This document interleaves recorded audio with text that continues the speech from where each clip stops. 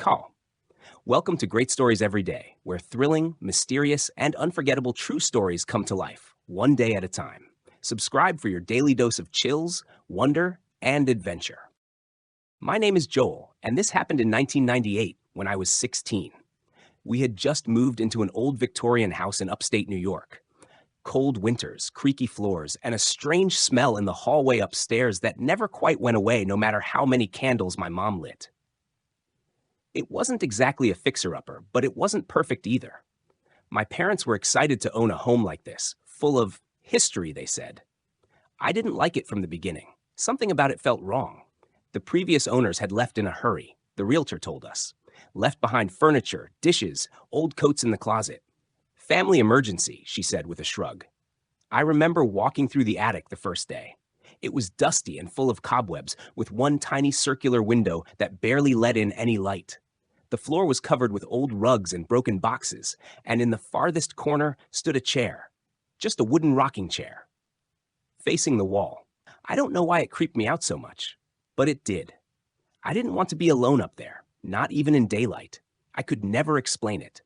About a week after we moved in, weird things started happening. The first night I heard it, it was around 2 a.m., a loud thump directly above my bed. The attic. I froze. We didn't have any pets, no squirrels, no raccoons, just an old attic with a locked door at the end of the hallway. I told my dad in the morning, and he brushed it off. Old houses make noises, he said, but this wasn't some creaky floorboard. It was a thump, then a dragging sound. It happened again the next night, and the next.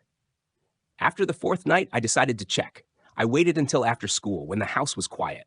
I took the keys from the drawer in the kitchen, keys my mom had labeled attic, garage/shed, and slowly walked up the narrow stairs. The attic door creaked open. The air hit me like a wall, stale, dusty, and thick. I stepped in. The chair was still there, but this time it was facing me. I backed out fast. Didn't say anything to anyone. That night, I had the worst dream of my life. I was lying in bed, and I saw something, standing over me. I couldn't move, couldn't scream. Its face was just a blur, but its eyes were wide and hollow and black. I woke up soaked in sweat, screaming. My mom came running in.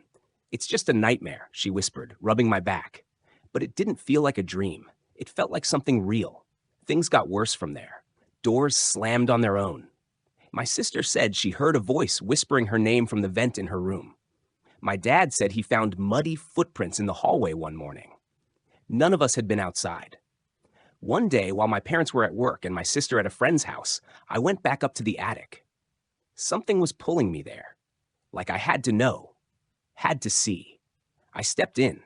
The air felt colder than before, though it was summer. I walked past the chair and saw something behind an old wardrobe that hadn't been moved in decades. A trapdoor. Small, barely visible. My hands were shaking as I opened it. Inside was a shallow compartment filled with what looked like children's toys.